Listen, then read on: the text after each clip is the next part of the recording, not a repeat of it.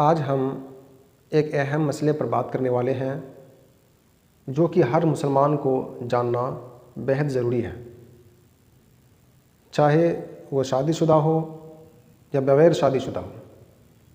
क्योंकि जो शादीशुदा नहीं है वो आगे चलकर कुछ सालों में शादी करेगा, ऐसा नहीं है कि वो बिना शादी के रहेगा।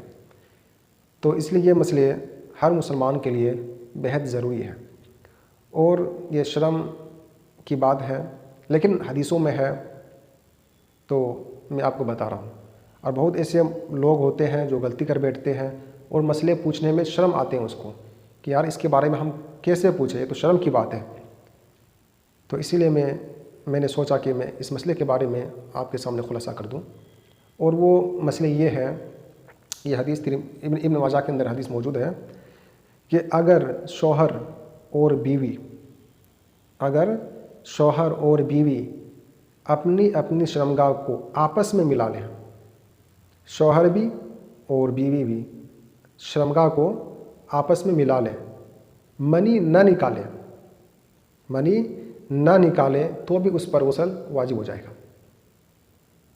गुस्ल वाजिब हो जाएगा, चाहे शौहर मनी निकाले या न निकाले। अगर शौहर ने या बीवी ने अपनी शर्मगाह को शौहर की शर्मगाह से मिलाए है या मर्द ने अपनी शर्मगाह को बीवी की शर्मगाह से मिलाए है और मनी न निकाले हैं तो भी उस पर गुस्ल वाजिब हो जाएगा। ये बात ध्यान में रखना। ये हदीस इब्न माजा के अंदर मौजूद है और ये भी हदीसों में है। लोग इस मसले के बारे में, बहुत ऐसे मसले होते हैं लोग पूछने में शर्म करते हैं कि इसके बारे में कैसे पूछें, शर्म आते हैं लोगों को। लेकिन मेरे भाई, उस शर्म की कोई बात नहीं है। दीन का इल्म जानना, इल्म हासिल करना, मसले मसाइल का जानना हर मुसलमान को बेहद ज़रूरी है, फ़र्ज़ है कि वो हर मसले के बारे में जाने। नहीं तो बहुत ऐसे हैं जो मसले के बारे में नहीं जानते हैं, फिर भी वो काम कर लिए, नापाक हो गए, फिर नमाज़ पढ़े, उसको पता ही नहीं है कि वो नापाक है, ये पाक है। इसलिए हर मुसलमान को हर मसले के बारे में जानना बेहद ज़रूरी है, बेहद ज़रूरी है। ये शर्म की बात थी, मुझे भी शर्म आ रहा था कि मैं कैसे बोलूं, लेकिन ये हदीसों में है तो इसीलिए मैंने आपको ये हदीस बताया है।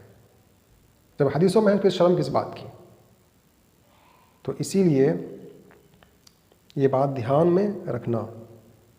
जो छोटे बच्चे हैं वो ये बात अगर मेरी बात को सुन रहे हैं तो वो ध्यान में रखें, क्योंकि वो भी तो बड़े होकर शादी करना है उसको, और जो बड़े हैं उसको तो मालूम हो गया। इसमें मैं किसी के भावनाओं को ठेस नहीं पहुंचा रहा हूं। जो हदीसों में है, क्योंकि ये जो गलती है बहुत से लोग करते हैं, इसके बारे में मुझे जानकारी मिली है, इसीलिए मैंने आपके सामने इस मसले को बताया हूँ। अब यहाँ से कई लोग तो यहाँ से ये निकालेंगे कि ये तो गंदी गंदी बातें करते हैं, ऐसे ऐसे बातें करते हैं जो सुनने को बहुत ख़राब लगता है सुनने में।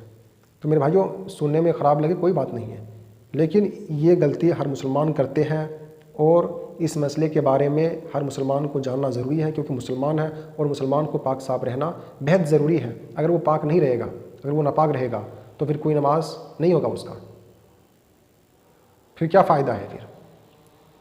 इसीलिए मैं किसी को ठेस नहीं पहुंचाता हूं, या फिर किसी को मैं ये जो वीडियो बनाता हूं या फिर मैं यूट्यूब पर कुछ छोड़ता हूं तो मज़े लेने के लिए नहीं, बल्कि मैं उसको इल्म बताता हूं कि ये हदीसों में ये है, कुरानों में ये है, ये करना चाहिए, नहीं करना चाहिए। मेरा मकसद किसी को एंजॉय करना नहीं है, मेरा मकसद सिर्फ यही है कि खुदा से डरें, पाक साफ रहें। मेरा मकसद यही है। बहुत ऐसे लोग हैं जो हमारे पर कमेंट करते हैं, तो आप ऐसे बोलते हैं यूट्यूब पर, फेसबुक पर, लोग सिर्फ मज़े लेते हैं। तो मेरे भाइयों, मैं मज़े लेने के लिए फेसबुक पर या यूट्यूब पर वीडियो अपलोड नहीं करता हूँ। मैं दीन के बाद दूसरों को बताता हूँ कि कुरान में ये है, हदीस में ये है। तो मेरे भाइयों, ये जो मसले थे बहुत अहम मसले थे, इसको ज़हन में रखना।